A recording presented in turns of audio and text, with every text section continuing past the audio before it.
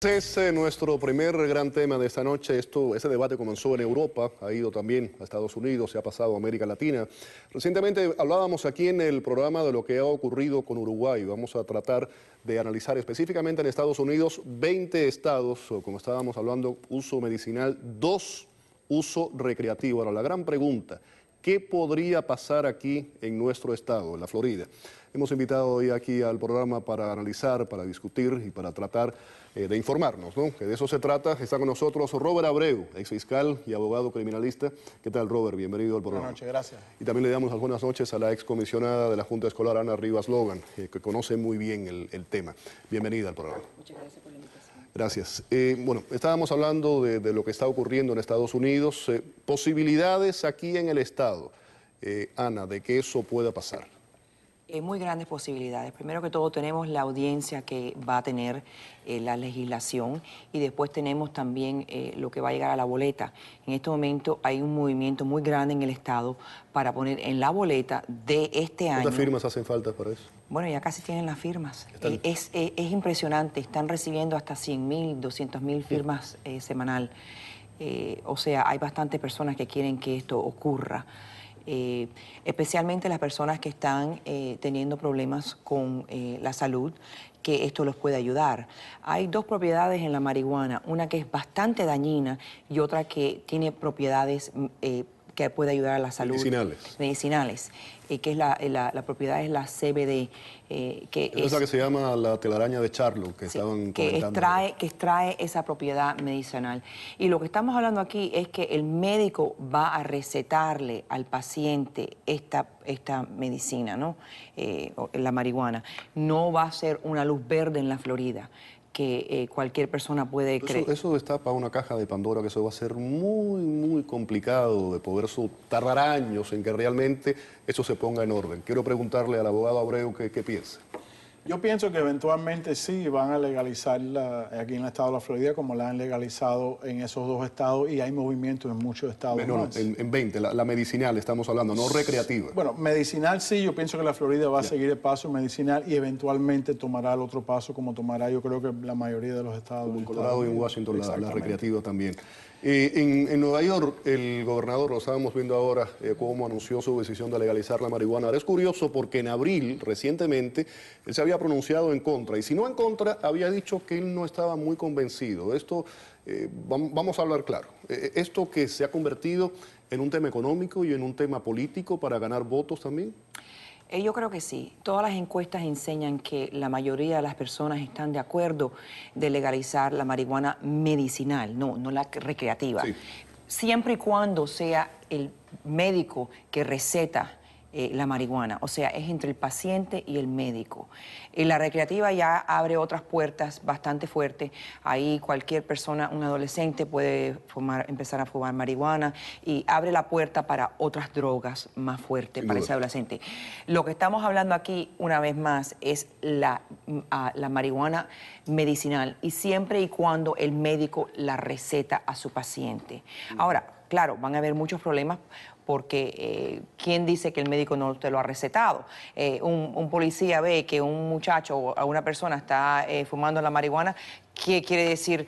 Dejé mi receta en la casa. Mencionabas anteriormente que la marihuana se compone, tiene 2 ingredientes, uno que puede ser bueno medicinalmente hablando, otro negativo. Normalmente la gente que fuma marihuana, los jóvenes, o muchos que no son jóvenes, buscan ese ingrediente maligno. Correcto. La pregunta de esto es, ¿realmente si esto se regula, la gente va a seguir queriendo comprar la marihuana que tiene ese elemento maligno? Por supuesto, como lo han hecho a través de la historia, como lo seguirán haciendo. Yo discrepo con lo que usted dijo de que eso lleva a una persona a hacer drogas más fuertes. Hay muchos estudios que indican que no, que al contrario, que la persona que fuma marihuana. El problema que nos enfrentamos es que la persona que va a comprar marihuana sí está expuesto a que le ofrezcan otras drogas. Entonces estamos hablando en el uso recreativo de que si la fueran a legalizar, la fueran a controlar como controlan el alcohol, el tabaco, se la venden a personas de más de 21 años, ciertas cosas así, y yo creo que estás limitando el uso de otras drogas y el riesgo de que esas personas vayan a utilizar otras drogas. ¿Usted considera que son lo que yo le preguntaba anteriormente a Ana, que esto tiene fines económicos, políticos, para ganar votos? Yo creo que sí, votos y es otra forma del Estado de ganar dinero. Si el Estado decide legalizar la marihuana, ellos regulan los productores, cobran un impuesto y los números que yo he visto en Estados Unidos se pueden, si todos los estados la legalizan para uso recreativo, yo creo que estás hablando de casi 30 billones de dólares en impuestos que puede recaudar Estados Unidos y eso es un número bastante conservador. Y otra otra función que cumple es excluyes a muchos de los carteles y muchos de los traficantes que la están entrando ilegal al país. Porque ya tú estás controlando, ya tú estás comprando, ya el usuario tiene un lugar donde ir a comprarla, no tiene que meterse en cualquier lugar. Es un proceso larguísimo y complicadísimo. Sí, ¿De es qué? un proceso. ¿De décadas? De décadas, pero llevamos décadas y décadas con la guerra de droga que no funciona. Anualmente meten toneladas y toneladas de cocaína a este país y yo creo que lo que entra a este país y lo que incautan es si acaso el 1%. Y esa guerra de droga nunca se va a ganar. Nunca se va a ganar. ¿Y cuántos billones y billones y billones de dólares no se ha gastado? No estoy abogando que legalicen la cocaína ni otras drogas, pero en lo que es la marihuana se puede coger todos esos presupuestos que se están utilizando ahora, utilizarlo para educación contra la droga, utilizarlo para mejor equipar la policía, o sea, una serie de cosas. En el estado de la Florida, yo creo que en el año 2013 se gastaron casi 30 o 35 millones de dólares enforzando lo que son las leyes de marihuana. Y muchas veces, y lo he visto con mis propios ojos, ese policía arrestar a un muchacho que se está fumando un cigarrito de marihuana. Y ese policía, en lo que lo arresta, lo lleva a la cárcel, o lo lleva a juvenile, hace los papeles del caso, todo se le fueron 4 horas de las 8 horas que va a trabajar ese día. Entiendo lo que me está diciendo, por eso que usted dice no es un poco tirar la toalla también. Pero Félix, ¿hasta qué punto vamos a seguir gastando dinero?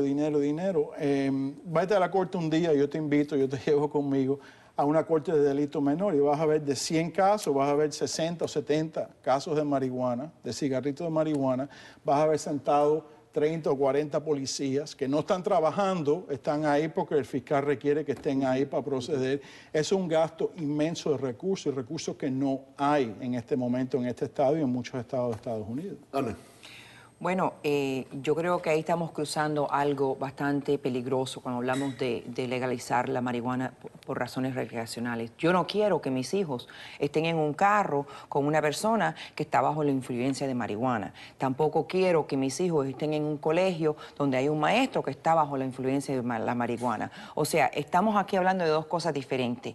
Una cosa es que todo el mundo puede usar la marihuana para cualquier razón y otra cosa es que un médico puede recetarle a su paciente la marihuana por razones de salud. Eso es lo que estamos hablando aquí.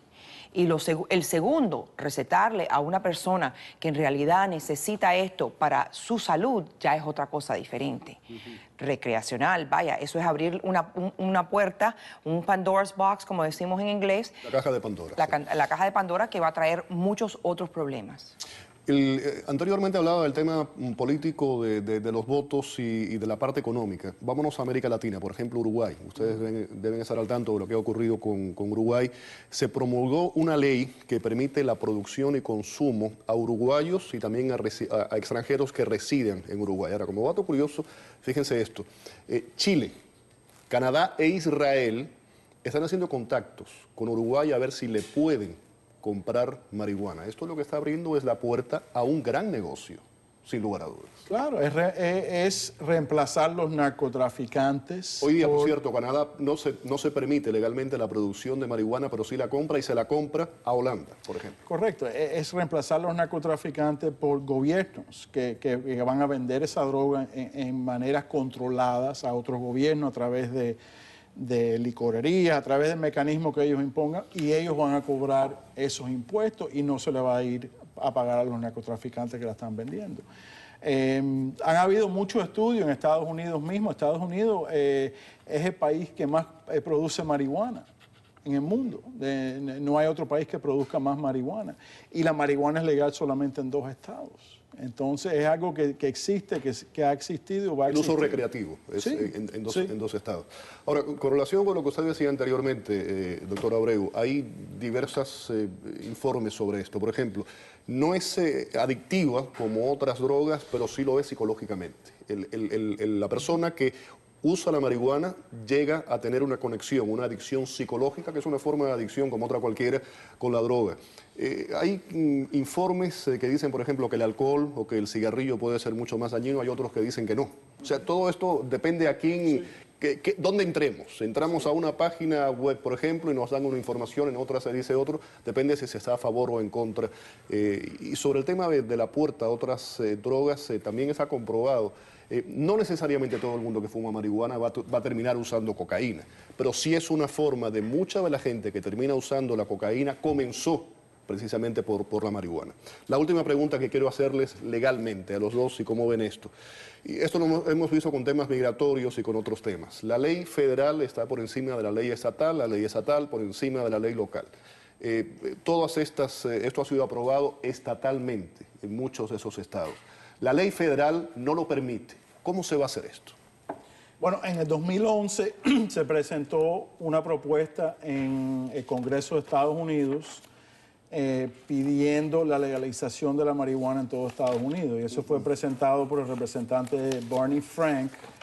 Y exactamente ese año no la pasaron y tengo entendido que este año la volvieron a pasar, para permitir que los estados entonces decidan independientemente del gobierno federal cuál va a ser su decisión sobre la legalización de marihuana.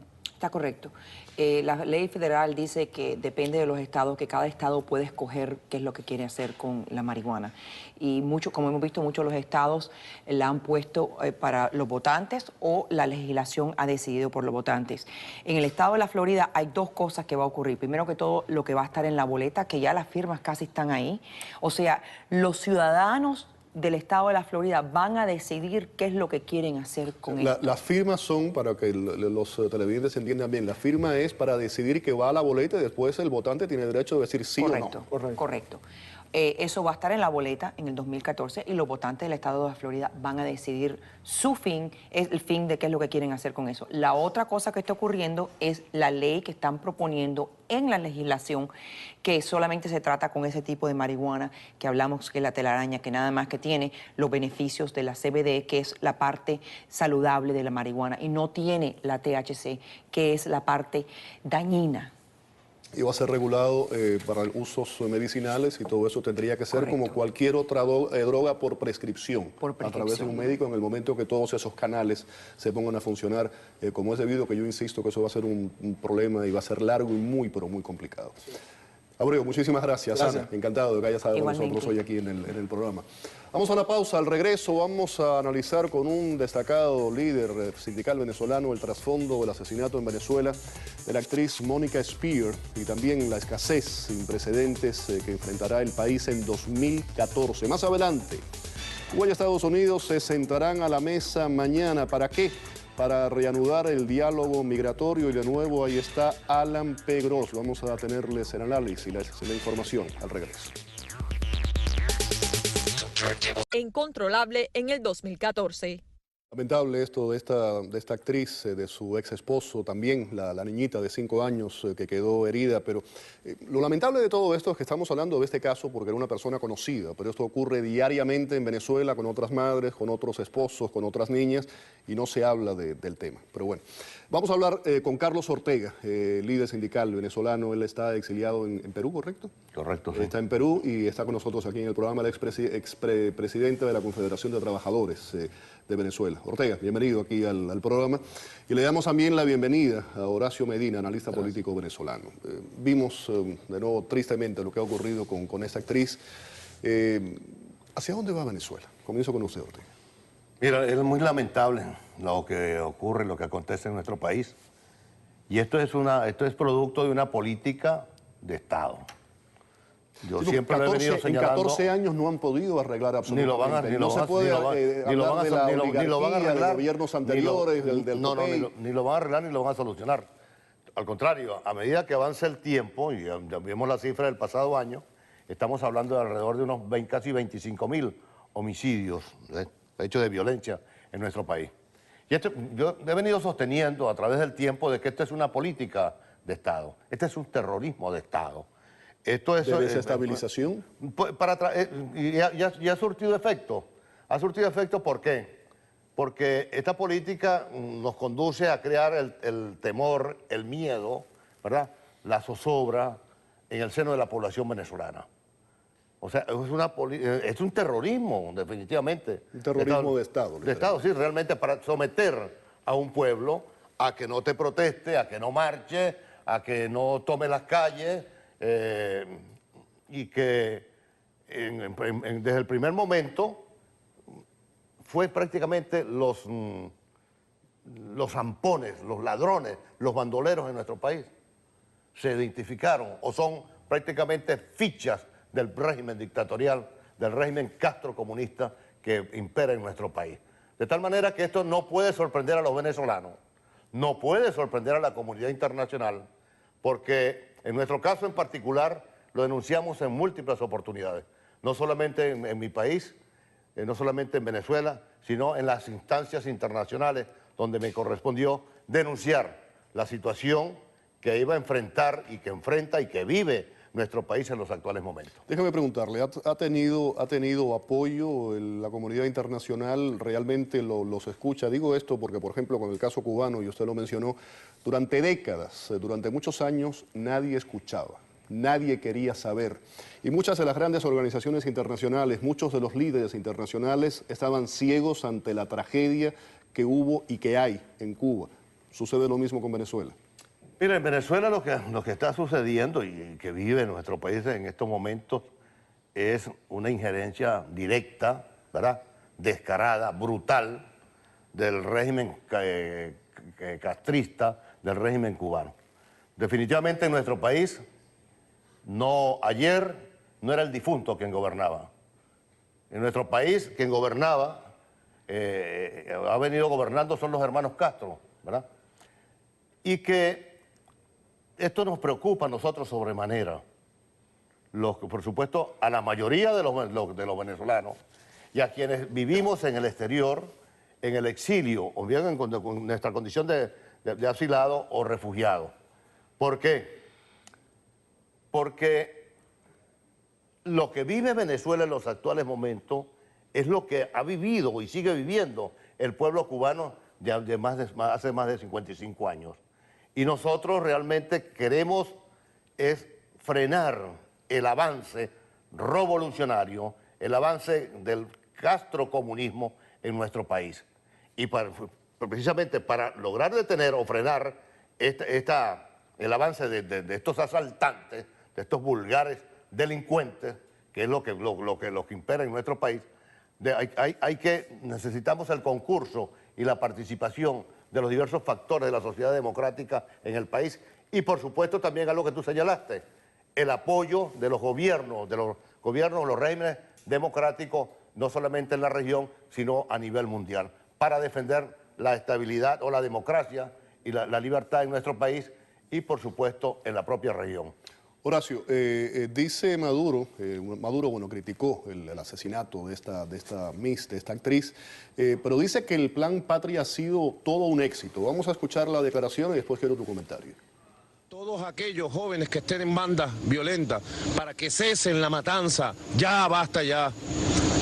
Pero la otra línea es Patria Segura y vamos a ajustarla, vamos a profundizarla. Patria Segura. Vamos a un proceso de ajuste y estructuración a un nivel superior de la Policía Nacional Bolivariana.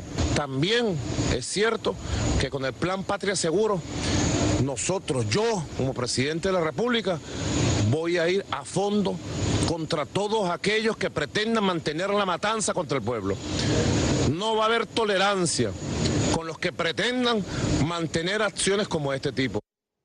Ahí tenías la declaración, 25.000 muertes violentas en 2013. Dice él que el Plan Patria Segura ha sido un éxito. Y yo repito lo que le decía anteriormente a Ortega. 14 años después, ¿cuál es la excusa? Ya no se puede decir que es la oligarquía, que eran los gobiernos anteriores, que eso es responsabilidad de lo que había pasado anteriormente. Bueno, yo creo que ha sido un éxito definitivamente para la política del gobierno, las 24.000, casi 25.000 muertes al año. Pero este es un gobierno de malandros y tenemos un gobierno de malandros. Obviamente es un éxito que hayan 25.000 asesinatos. Es una política de Estado lo que sigue aquí. Nadie puede dudar eso. Cuando, por ejemplo, fue jefe de la Policía Metropolitana de Caracas, el hombre que era jefe de los Carapaicas y jefe de los Tupamaros en el 23 de enero, dos grupos armados que se han cansado de asesinar gente, que son grupos que están al margen de la ley. No puede ser un país que nosotros creamos que hay justicia cuando un hombre entra en la Asamblea Nacional, un malandro, golpea a unos diputados, los rompe, y no solo que es impune eso, sino que es candidateado como a la alcaldía de Villa de Cura, y no solo eso, gana la alcaldía de Villa de Cura. No puede ser un gobierno que nosotros podamos tener algún tipo de confianza cuando apoya a un gobierno como el de Corea del Norte o a los gobiernos castrocomunistas. Definitivamente es una política de Estado. Y el señor Maduro hace gala de algo importante, del cinismo, porque el cinismo, la mentira, son políticas de Estado también de este régimen. Ahora, Horacio, Maduro ha ido más allá de Chávez, a ver si me explico. Seguro. Chávez sabía en cierta forma cuándo detenerse, tenía un cierto olfato. Y Maduro se está apoyando en el espíritu de Chávez y dice que todas esas son decisiones, que se sigue el mandato de Chávez y está haciendo lo que él quiere.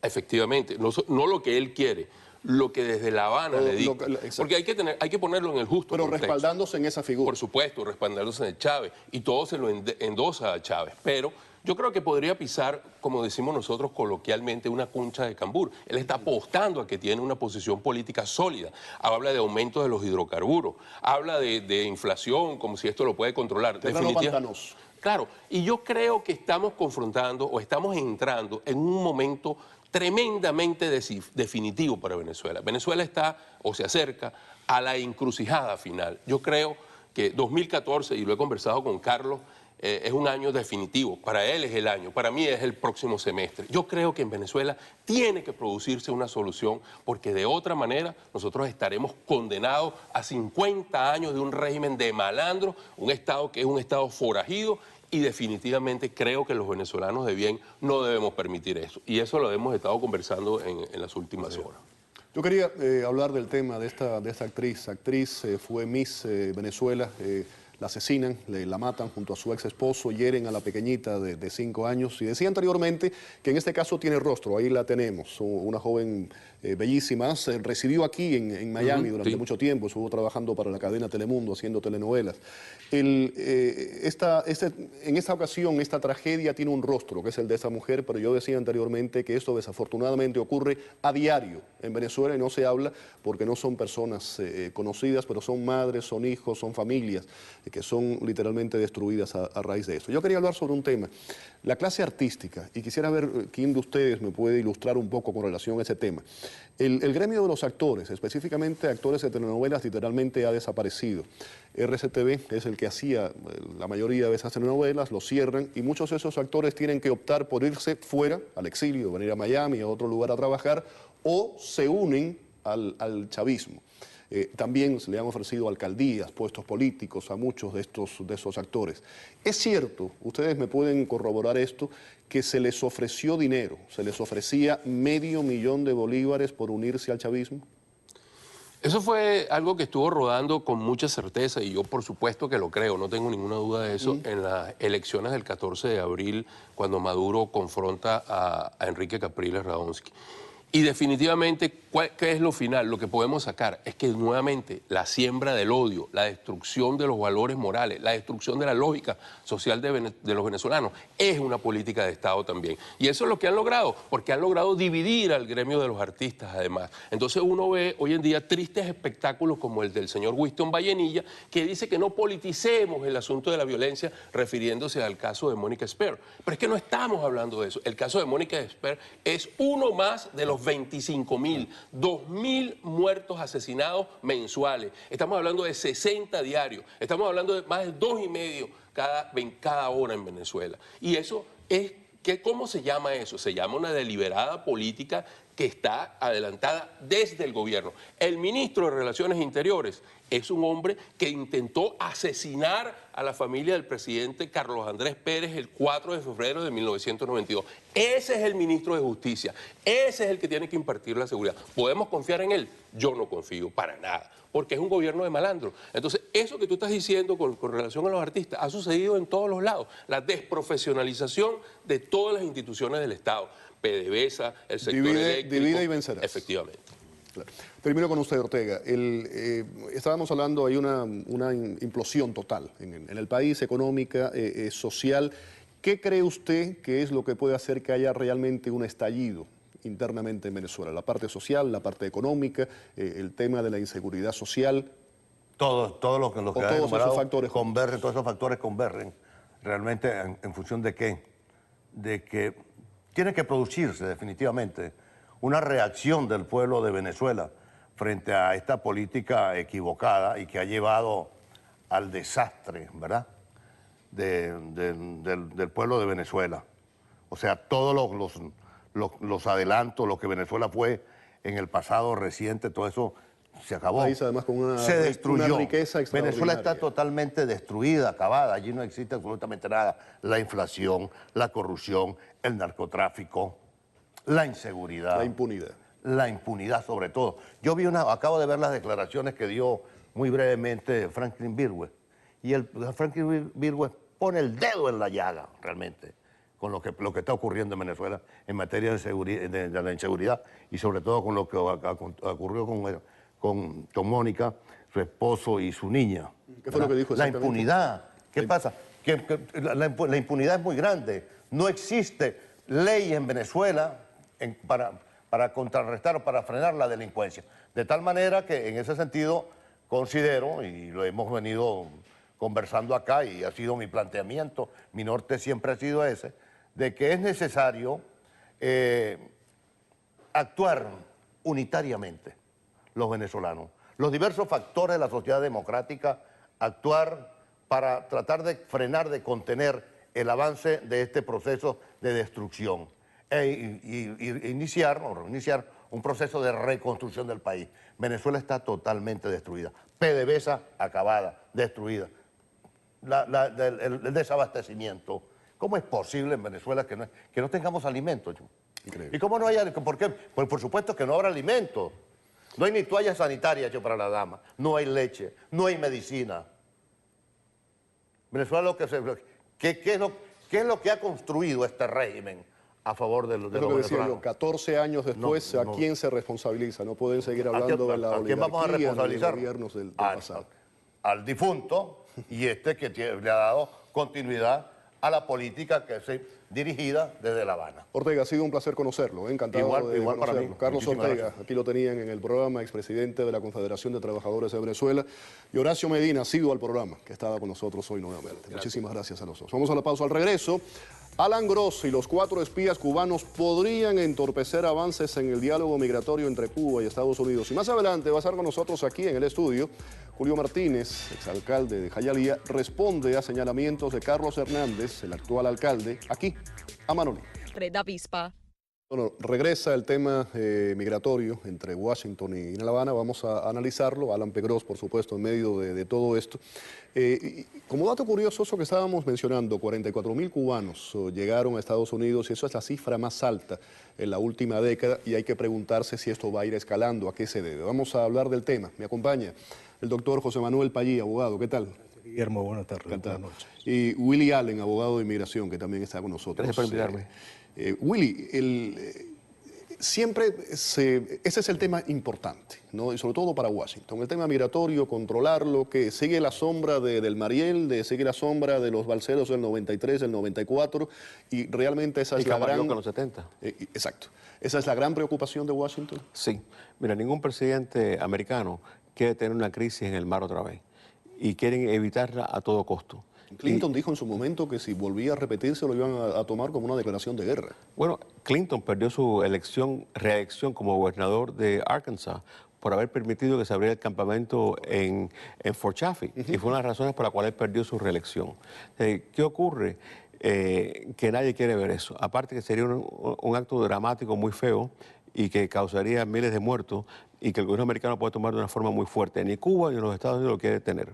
Y no va a pasar, porque mira, la comunidad cubana ha cambiado drásticamente desde el Mariel hasta la crisis de los balseros hasta el presente. Demográficamente, visión política en todos los aspectos. Visión en todos los aspectos. En el Mariel empezó la crisis del Mariel y en menos de una semana tú tenías cientos de barcos de exilados yéndose a Cuba a buscar familiares y amistades. En la crisis de los balseros no hubo ningún barco que salió a buscar a nadie. Y si hay una crisis ahora, nadie va a buscar a nadie. Mira, en las últimas semanas, hoy hay un grupo de cubanos varados en el aeropuerto de Bogotá, en Colombia. En años pasados, un incidente como eso hubiera llevado a cierta protesta en Miami y presión al gobierno de Colombia que les diera asilo, que los sacara del aeropuerto. En este momento, en realidad, si no es la familia directa de estos jóvenes, el interés es cero. En gran parte, como ha cambiado la comunidad, hasta cierto punto, porque las últimas olas que hemos tenido han sido más emigraciones de personas que pueden regresar, entrar y salir de Cuba, que olas políticas de verdad. Entonces, eso ha cambiado la visión de cómo se ven las cosas.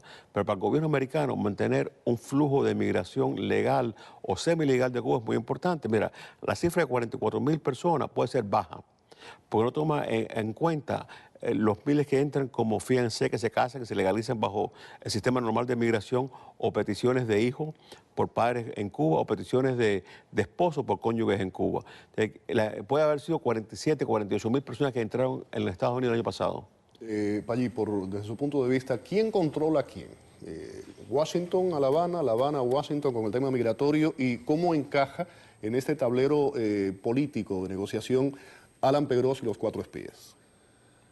Yo no creo que sean un factor en este momento los 4 espías, Guillermo. Yo creo que concuerdo con gran parte de lo que dijo Willy, de la manera en que ha cambiado y ha evolucionado la visión del exilio con respecto al flujo migratorio, aunque la preocupación de los Estados Unidos como nación, como frontera, subsiste.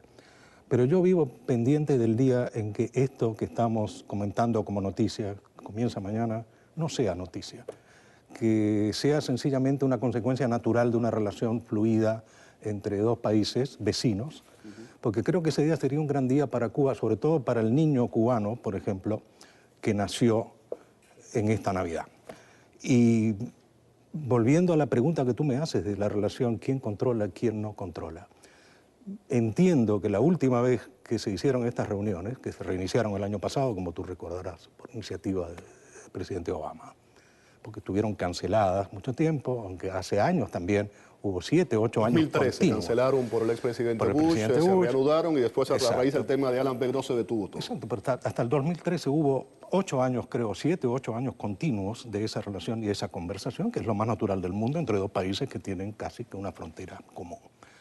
Pero hay un elemento que creo yo que es más importante que el de los espías, que es la insistencia del gobierno cubano para que se cambie la ley de ajuste cubano, lo que ellos llaman absurdamente, a mi juicio, ley asesina.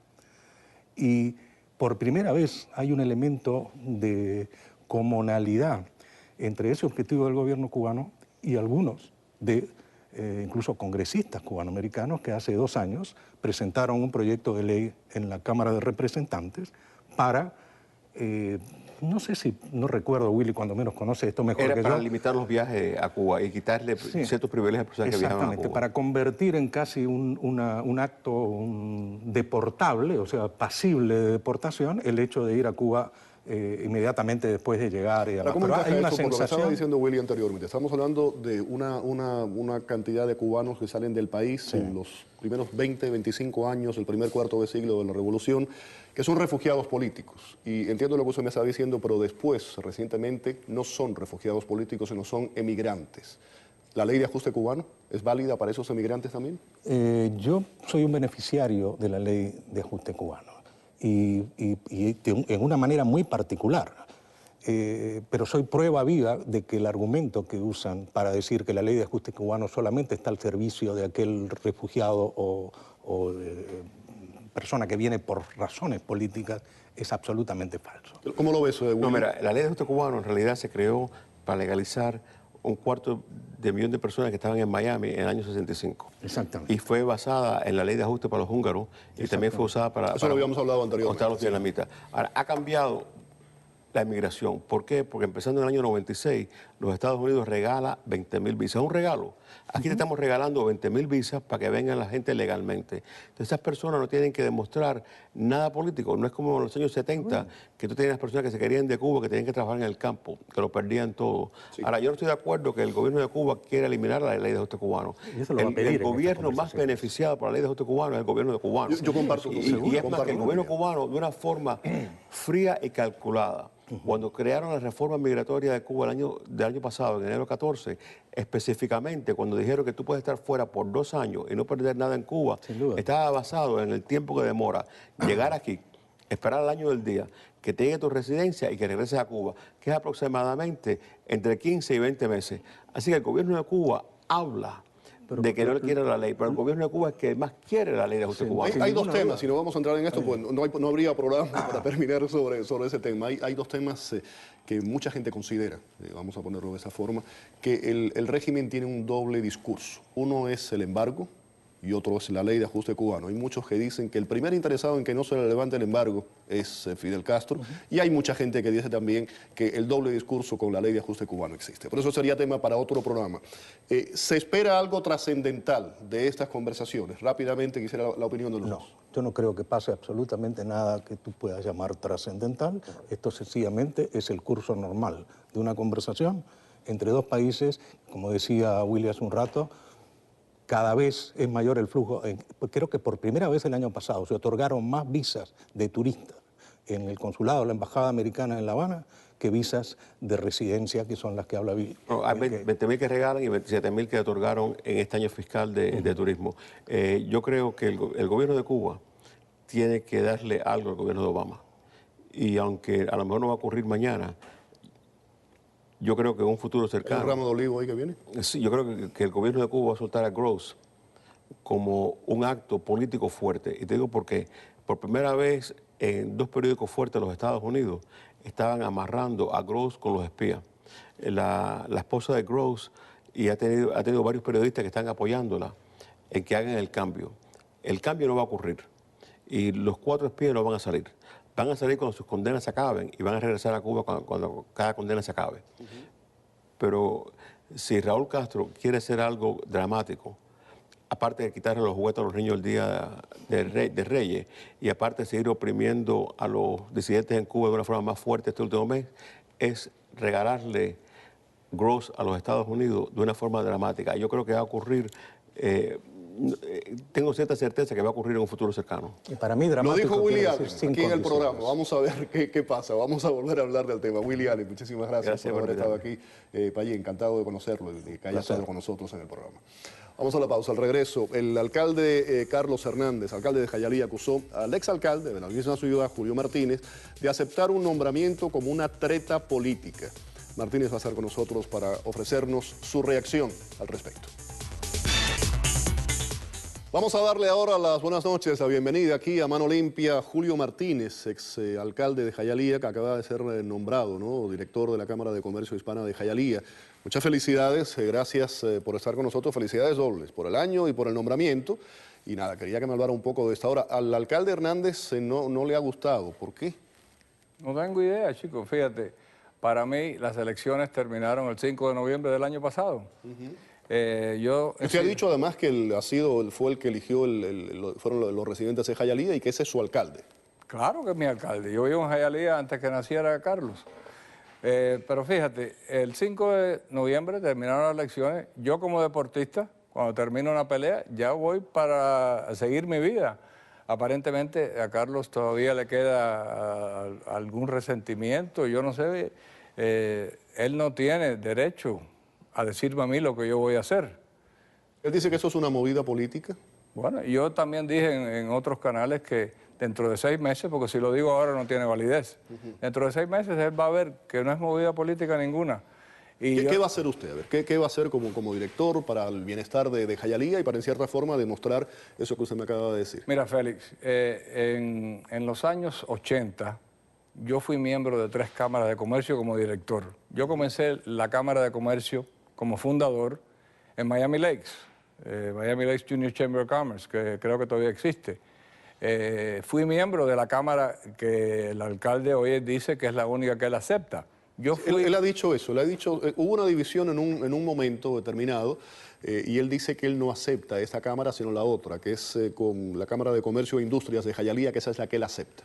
Sí, yo fui miembro de esa Cámara hace más de 20 años, donde Vicente Rodríguez, que hoy es el presidente de la Cámara de Comercio Hispana de Jayalía, que es la que estamos tratando de ayudar nosotros en estos momentos, él era el presidente. Germán Echevarría era el director ejecutivo. Que hubo una división y él queda por un lado y Germán se va por otro. Vicente y Germán Echevarría tuvieron su problema y se dividieron. Han estado divididos hace casi 30 años. Claro. Entonces, él acepta a esa Cámara como la única. ¿Quién es Carlos Hernández para aceptar o no aceptar una Cámara de Comercio? En Miami hay 18 o 20 cámaras de comercio. Yo fui miembro de 3 cámaras de comercio a la vez cuando yo tenía mi negocio de aluminio. Así que yo no sé cuál es su problema. Yo voy a seguir trabajando con la Cámara de Comercio. Además, yo particularmente, y eso no es Jayalía solamente, en general, en cualquier gobierno, los poderes no deben concentrarse, debe haber diversidad para todo y esa es la verdadera democracia. Bueno, yo vestí un uniforme militar para proteger esa democracia de la cual tú hablas. Y yo no entiendo por qué él ha tomado esta posición. Yo espero que él recapacite. Yo voy a seguir trabajando. ¿Y usted está en la mejor disposición de trabajar con él? Ha dicho que lo acepta como su alcalde y usted lo que quiere es el bien de Jayalía. Claro, y lo que él piense, él tiene derecho a pensar. Si él quiere decir que yo estoy haciendo esto por política, que Dios lo bendiga, que él piense eso.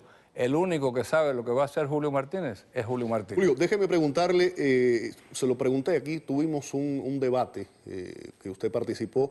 No recuerdo exactamente si se lo pregunté en el debate o se lo pregunté en un programa que estuvo aquí, pero sé que le he hecho esa pregunta anteriormente, se la voy a repetir de nuevo.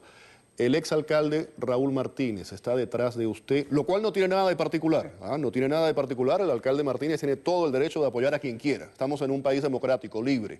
Pero ¿es cierto? Nunca ha estado detrás de mí. Raúl Martínez en la pasada elección consiguió que me donaran a mi campaña como $6,000. Yo recaudé, creo, no llegó a $25,000. Raúl Martínez, si hubiese apoyado a Julio Martínez hubiera sacado mucho más votos, porque él tiene a los demócratas en Jayalía que Carlos ni Julio Martínez los tienen. Si él me hubiese apoyado, como dice Carlos, yo hubiese sacado mucho más votos. Eso no existe, eso es no es cierto. No es cierto. Usted denunció en su momento a Hernández por una presunta violación de una ley de transparencia gubernamental. Después Hernández dijo que lo iba a denunciar a usted por la denuncia que usted había hecho. Eso quedó todo en campaña. Bueno, yo no he recibido ninguna notificación de nadie en estos momentos. Número uno, yo no le pedí a la Fiscalía que hiciera nada. Yo solamente traje, y creo que fue en una conferencia de prensa donde ustedes estuvieron, este canal estuvo allí, yo demostré videos de la ciudad de Jayalía. No eran videos míos. Y yo estimaba que se había hecho algo mal. La Fiscalía se lo entregó a la Comisión de Ética y dijeron que ellos no habían visto nada que hubiese sido ilegal.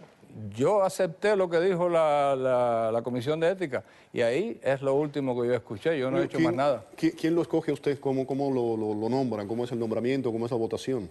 Bueno, a mí me avisó el señor Vicente Rodríguez, que es el presidente de la Cámara, que se reunieron los directores y ellos decidieron que necesitaba nuevo impulso la Cámara esta y me pidieron que si yo estaba dispuesto a trabajar, y quiero que se sepa que yo no voy a cobrar un centavo porque la Cámara en estos momentos no está en posición de pagarle a Julio Martínez nada y yo estoy de acuerdo en ayudar a los comerciantes en Jayalía, donde el alcalde dice que no hace falta ayuda. Yo te entregué un documento. Sí, aquí lo tengo. Que saqué yo de la computadora. Esto no es mío. Esto salió un reporte o un survey de Wall Street donde dice que entre las 100 ciudades más grandes de los Estados Unidos, la ciudad de Jayalía es la número 9 en mala administración. También dice que es la número 14 en desempleo, con un desempleo del 11.7. Eso me dice a mí que Jayalía necesita ayuda en el comercio. Y eso es lo que pensamos hacer nosotros, más nada. Y yo no voy a cobrar. Si él quiere seguir diciendo que yo estoy haciendo política, que lo siga diciendo. Yo voy a seguir trabajando, gústele a Carlos o no le guste. Le agradezco mucho que haya estado aquí con nosotros en el programa. Por supuesto que el alcalde Hernández tiene las puertas abiertas del programa para venir. Y lo que me gustaría de verdad, no solamente en el caso suyo, se lo he dicho, por ejemplo, en su momento a Carollo y a Boria, y lo he hecho en otras ocasiones, es el que se sienten. Yo creo que el diálogo, la gente se debe entender hablando y poder compartir opiniones, puntos de vista para beneficio además de los residentes, que somos los que pagamos impuestos y son a fin de cuentas los que tienen el derecho a saber qué es lo que está pasando. Gracias por estar aquí en el programa. Gracias a ti, Félix. Vamos a la pausa. Volvemos.